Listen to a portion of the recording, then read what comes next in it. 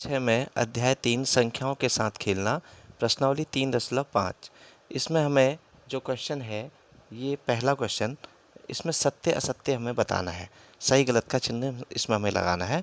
तो इसमें पहला क्वेश्चन का ए कह रहा है यदि कोई संख्या 3 से विभाज्य है तो वो 9 से भी विभाज्य होती है। ऐसा जरूरी नहीं, देखो 3 से विभाज्य 6 है तो 9 से विभाज्य नहीं होता 6, इसलिए यह कथन हमारा असत्य है, यानी इसको हम काट देंगे। बी वाला, यदि एक संख्या 9 से विभाज्य है तो वह 3 से भी अवश्य विभाज्य होगी, ये सही है, ये होगा। ऐसी सी में देखिए, एक संख्या 18 से भी विभाज्य होती है यदि वह 3 और 6 दोनों से विभाज्य हो तो यह असत्य है।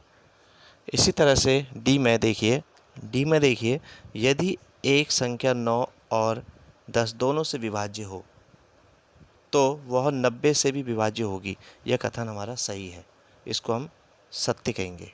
इसी तरह से ई में, यदि दो संख्याएं सहअभाज्य हों तो इनमें से कम एक अवश्य ही अभाज्य संख्या होगी, यह असत्य है, ये असत्य है। इसी तरह से अगला देखिए, इसमें देखा आपने, ये असत्य है। ऐसी एफ में देखिए, 4 से विभाज्य सभी संख्याएं 8 से भी अवश्य विभाज्य होंगी, 8 से भी अवश्य विभाज्य होंगी, विभाज्य होनी चाहिए कह रहा है, तो ये कथन हमारा असत्य है, ऐसा नहीं हो सकता है। ठीक है। जी में देखिए, 8 से विभाज्य सभी संख्याएं 4 से भी विभाज्य होनी चाहिए, सही बात है, ये होगी। एच में देखिए, यदि कोई संख्या दो संख्याओं को अलग अलग पूरा विभाजित करती है तो वह उनके योग को भी पूरा विभाजित करेगी, ये सत्य है।